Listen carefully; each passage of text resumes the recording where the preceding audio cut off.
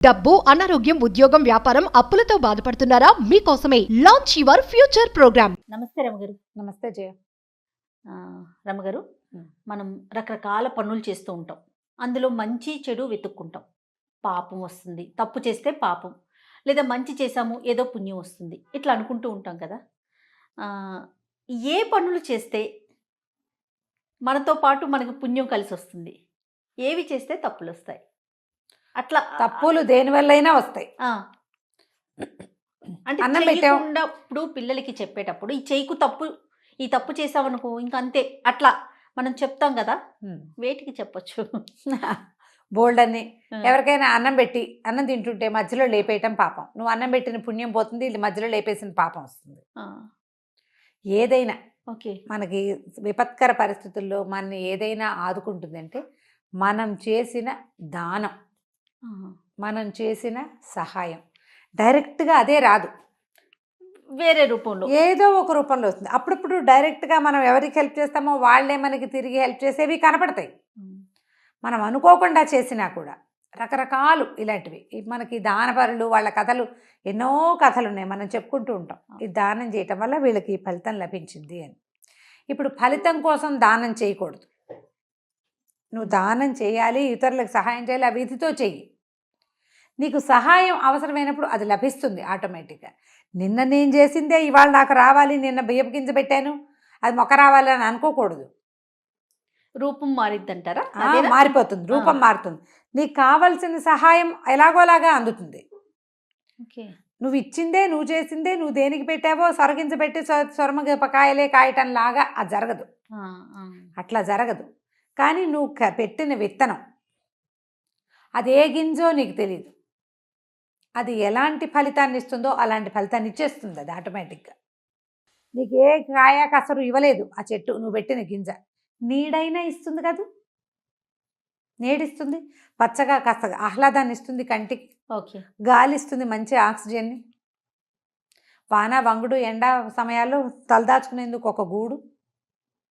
ప్రతిదీ కాయాన్ని పండే వచ్చేసి అవి నువ్వు కూర వండుకోవడానికో మధ్యాహ్నం కోసు తినడానికో సరకపోవచ్చు, కనీసం నీడనైనా ఇస్తుంది. నువ్వు గింజలు పెట్టాలి ప్రధానంగా, మొక్కంటూ పెట్టు అంతే. అయితే గింజ లేకపోతే మొక్క, నీకు రాదగిన ఫలితం వచ్చే తీరుతుంది. కనీసం ఆక్సిజన్ అయినా ఇస్తుంది కదా, కనీసం ఫ్రెష్ ఎయిర్ అంతే కదా, అదైనా ఇస్తుంది. ఈ ఆలోచనతోటే ఉండాలి ఎప్పుడు కూడా. ఇతరులకు సహాయం చేయాలి, ఎవరైనా అడిగింది మన దగ్గర ఉంటే లేదనకుండా ఇచ్చేసేయమని. చిన్న కథ ఒకటి చెప్తాం. 3 కానుల పుణ్యం, 3 కాసులు కాని, 3 కానీలు, 3 కానుల పుణ్యం. పూర్వం అంటే ఒక శెట్టి గారు ఒక ఆయన ఉండేవాడు. వ్యాపారస్తులు, ఆయన కొంచెం పిసినారు వాడు. ఎవరికైనా ఏమైనా ఇవ్వడాలు అవన్నీ జాంతా నచ్చవు. ఆయన పని ఆయన చేసుకునేవాడు, వ్యాపారం న్యాయంగానే చేసేవాడు. కానీ దాన ధర్మాలు, ఇతరులకు సహాయం చేయటం, ఎవరైనా ఈయన కొంచెం వేయమని ఉన్నాడు కదా అని, బాబు మా పిల్లపెళ్ళి సాయం చేయండి, మీ పిల్లపెళ్ళి మీరు చేసుకోండి, నేను చేయటం ఏమిటి, అలాంటి వాడు అనమాట. అసలు ఇతరులకు ఇవ్వటాలు అవన్నీ ఉండేవి కాదు. డబ్బు చాలా లెక్క ఆయనకి, వచ్చిన లాభం అంతా మూటలు కట్టి దాచుకోవాలి, అలాంటి ధోరణి ఉన్నవాడు. భార్య కొంచెం మంచిది, యశోద ఆవిడ పేరు. కొంచెం నిదానస్త్రాలు పర్వాలేదు. వాడు ఎవడో మన వాకిట్లోకి వచ్చాడు, ఓ అరటి పండు ఇస్తే ఏమైంది, 10 పళ్ళు ఉన్నాయి, కట్టు దింపోతామా ఈ 3 రోజుల్లో, ఫోన్లే 2 పళ్ళు ఇస్తామని చూసి చూడకుండా ఆయన వద్దన్నా సరే ఆవిడ తిరగబడి పొట్టాడేది, ఏదో ఇచ్చేది, పోసేసేది కాదు. కానీ చేయి విడిచి వస్తువు ఇవ్వటమే ఆవిడికి అలవాటుగా ఉంది. చాలా కాలం వాళ్ళకి పిల్లలు లేరు, ఎన్నాళ్ళో పిల్లలు కలగల. ఆవిడ ఏమనేదంటే, నువ్వు ఇవ్వవు, దానం కొద్దీ పిల్లలు మనం చెప్తాంగా, పుణ్యం కొద్దీ పురుషుడు దానం కొద్దీ పిల్లలు. నేను సరిగ్గా పుణ్యం చేసుకోవాలి, అందుకే పిసినారి ఒకడు వచ్చాడు నాకు, నువ్వు సరిగ్గా దానం చేయకపోతే నీకు పిల్లలు కలగకుండా పోతారు అనేది. ఆవిడ ఆ పూజ చేసి ఈ పూజ చేసి ఆ గుడికి వెళ్ళి ఈ గుడికి వెళ్ళి ఎప్పటికో ఆవిడకి మొత్తానికి ప్రెగ్నెన్సీ వచ్చింది. అయితే ఆవిడ ఇట్లా తన కడుపులో ఒక ఆయ కాస్తే 1 సంవత్సర కాలపు వ్యాపారపు లాభాన్ని తిరుపతి హుండీలో వేస్తానని స్వామికి మొక్కుకుంది, వెంకటేశ్వర స్వామికి. ఆవిడ ఆ ధ్యాస మీదే ఉండేది. సరే, కడుపుతో ఉన్నది, కన్నది, మగపిల్లాడు పుట్టాడు. పిల్లాడికి ఏడాది వచ్చేసరికి నీకు డబ్బులు తీసుకొచ్చి వేసి పిల్లాడి తల వెంట్రుకలు తెల్ల నీళ్ళాలు ఇస్తాను స్వామి అని వెంకన్నకి చెప్పింది. సూపర్. అక్కడిచ్చి పిల్లాడు కాస్త 3-4 నెలలు వస్తే చంటి పిల్లాడు ఆము అని పలకరిస్తాడా. సరదా వచ్చింది శెట్టి గారికి కూడా కొడుకు అంటే, లేక పుట్టిన పిల్లవాడు. ఈ ఆస్తి స్వాస్తి ఎవరో తినిపోతారని బెంగగా ఉండేది. సొంత కొడుకే. ఓ పిల్లాడు పుడితే ఏం తర్వాత ఇంకొకటో రెండో కాన్పులు రావు, బాగానే ఉంది సరదాగా. అయితే మెల్లిగా ఈవిడ ఒకరోజు చెప్పేది, మనం వెంకన్నకి వెళ్ళాలి, చూసి రావాలి, తలకాయ నీళ్ళాలు ఇవ్వాలి, మేము నీకు మీ అమ్మ చెప్పింది, నీ తల నీళ్ళాలు కూడా తిరుపతిలోనే ఇచ్చారట అని మెల్లిగా ఆయన్ని లైన్లో పెట్టింది, గుడికి వెళ్ళాలి అని. చివరికి ఒకరోజు చెప్పింది, సంవత్సర ఫలితం వేస్తాను అని. అదంతా లెక్కపెట్టి గుండెలు బాదుకున్నాడని, అయ్యే బాబోయ్ 2000 రూపాయల ఖర్చు, ఏడాదికి 1000 రూపాయలు మనకి లాభం, ప్రయాణానికి 1000 అవుతుంది అని చెప్పి గోల పెట్టేసాడు. గోల పెడితే ఆవిడ ఏమైనా సరే, ఇంతలో ఏమైంది, ఆయన ఇట్లా గోల పెడుతుంటే ఆ పిల్లాడు కాస్త తబిక్కని పడ్డాడు, నెత్తురు వచ్చేసరికి ఆవిడ ఎవరెవరా, నువ్వు భగవంతుడి విషయంలో ఇట్లా వేషం వేస్తున్నావా, కాబట్టి చూడు ఇట్లా అయిపోయింది, పిల్లాడి పడ్డాడు, ఇంకేదైనా పెద్ద ప్రమాదం జరిగితే బాకీ తీర్చకపోతే ఆయన ఒప్పుకుంటాడు వెంకన్న, అసలు ఊరుకోడు, బాకీ లాగేదాకా ఒప్పుకోడు ఆయన. నువ్వు అక్కడ బాకీ ఇవ్వకపోతే పిల్లాడికి ఏదైనా జబ్బు చేసి వీడు అనారోగ్యానికి అయిపోతుంది, మొక్కుబడిగానే ఉండిపోయి ఖర్చు అయిపోతుంది అని అరిచర్చికి ఏకలేసి పోటాడింది. ఈ లోపల ఆయన మేనత్త మొగుడు వచ్చారు. వాళ్ళు అన్నారు, అయ్యో అట్లా చేయకూడదురా నాయన, మీ అమ్మ ఇట్లాగే ఏదో ఇదే కొట్టి మీ తమ్ముడు పోయాడు అప్పుడు అనేసరికి భయం పట్టుకుంది. ఏకలే కలిగిన పిల్లాడు, వాడేమో మంచి జనముద్దైన పిల్లాడు. సరే ఒప్పుకున్నాడు లబలబలాడుతుంది. సరే మరి ఆ రోజుల్లో ఏమిటి ప్రయాణం అనేసరికల్లా వారం 10 రోజులు పడుతుందా, పిండి వంటలు అన్నీ చేసుకున్నారు, చెక్కలు చేగోడీలు ప్రయాణంలో తినడానికి, లడ్లు గిడ్లు అన్నీ చేసుకున్నారు. మరి వీళ్ళతో పాటు ఒక 10 రోజుల పాటు ప్రయాణం, బండి వాళ్ళు ఉంటారు కదా, అన్నీ చేసుకున్నారు. సరే ఆ పూట ఏదో కొంచెం అన్న సమారాధన చేస్తానంటే వచ్చాక చేద్దు కానీ ఇప్పుడు ఏం పెట్టద్దన్నాడు. సరే అన్ని సామాన్లు సర్దుకున్నారు, పక్క వాళ్ళకి వెనక వాళ్ళకి అందరికీ చెప్పింది వెళ్ళొస్తామని. వీళ్ళు బయటకు వస్తుంటే ఒక సాధువు ఒక ఆయన వీళ్ళ వాకిలి గుమ్మంలో కూర్చున్నాడు. ఏదైనా దానం చేయనైనా ప్రయాణం చేస్తున్నావు అనేసరికి ఈయన ఏమన్నాడు, ఈ దానం గుళ్ళో వేయడానికి తీసుకెళ్తున్నాను నాయన, 2000 రూపాయలు ఏమన్నా తక్కువ అనుకుంటున్నావా, అతేరి ఇప్పుడు నేనేం దానాలు గినాలు చేయను, అసలే ప్రయాణంలో ఉన్నాను అనేసరికి నిన్ను కాపాడుతుందిరా నాయన నువ్వు చేసే దానం అన్నాడు. ఏమిటి నీకు చేసేది కాని పుణ్యం కాపాడుతుందా, నన్ను కాపాడేది అదేనా, నా దగ్గర డబ్బులు కాపాడవా, నేను వెళ్తున్న దేవుడు కాపాడ్డా, పోపో మెట వేదాంతం చెప్తావు అని కసురుకున్నాడు. లోపల నుంచి సంచులు అన్నీ పట్టించుకుని పిల్లాన్ని సంకనేసుకుని వస్తుంది. యశోద గారు ఏం చేసింది, సంచిలోంచి ఆవిడ చేతి సంచులోంచి 2 లడ్డూలు తీసి ఆ సాధువు చేతిలో పెట్టి 3 కాన్లు ఆయన చేతిలో పెట్టి, లడ్డూలేమో ప్రసాదంగా, కాన్లు ఆయన దానం అడిగాడు కదా, ఊరు వెళ్తున్నావు దేవుడికి మొక్కు తీర్చడానికి వెళ్తున్నావు, 2 కాన్లైనా నేను దానం చేసుకోకపోతే ఎట్లా అని ఇచ్చేసరికి ఈయన అన్నాడు, ఖర్చు కంచే మొదలు పెట్టావా, పెద్ద నష్టం వస్తుంది రేపు మనకు, అక్కడ ఎలాగూ 2000 వేసేస్తాం గుళ్ళో అయిపోతుంది అని గట్టిగా కసురుకున్నాడు. ఆవిడంది ఈ 3 కాన్లతోటి దిగిపడిపోయామా మనం, పద అంతసేపు ఇట్లా అంటామని మొగుడిని కసిరేసింది.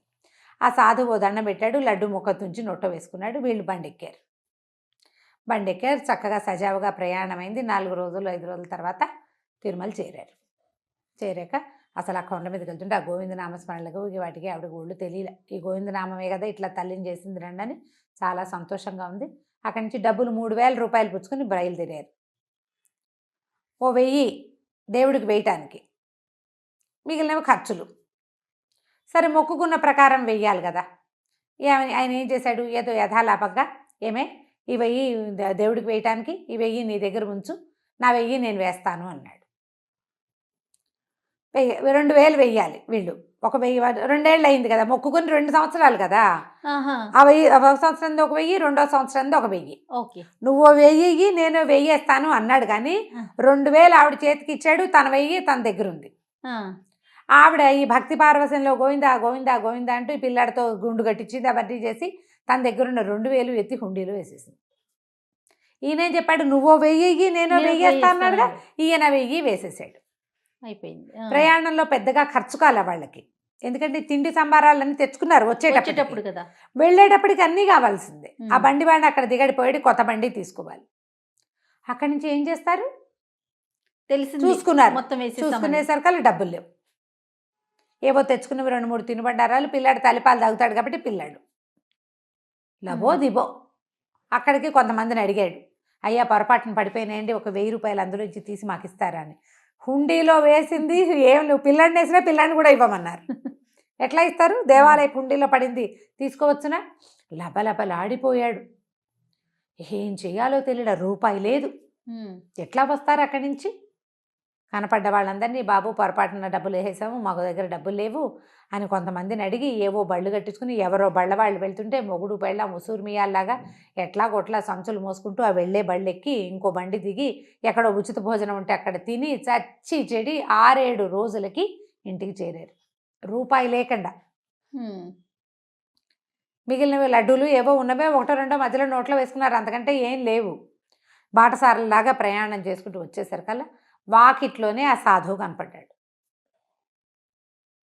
వాళ్ళ వాకిట్లోనే ఈయనకి చూస్తే ఒళ్ళు మండిపోయింది. వెళ్ళేటప్పుడు నీ దిక్కుమాల శకనం వాళ్ళే మేము తగలబడ్డాము, చేతిలో రూపాయలు లేకుండా ఏదో ఒరిగిపోతుంది అన్నావు, నీకు దానం చేస్తే మాకు ఒరిగింది ఏమీ లేదు, చేతిలో రూపాయి లేక చచ్చి చెడి వచ్చావు అంటే సాధువు నవ్వుతున్నాడు. అదే కదా నువ్వు కోరుకున్నావు, నీకు ఇస్తే నేను అక్కడికి ఎట్లా అన్నావు అన్నాడు. నవ్వుతూ లేచి వెళ్ళిపోయాడు. లేచి వెళ్ళిపోయేసరికి చుట్టుపక్కల వాళ్ళంతా ఏమమ్మా వచ్చారా ఏమిటి, మొహాలు అట్ట పీక్కుపోయినాయి, బండి లేదా, బండి లేకుండా ఎట్టా వచ్చావు ఏమిటి, దర్శనం బాగా అయిందా అని అందరు ఊళ్ళల్లో ఏముంది అందరూ చేరారు.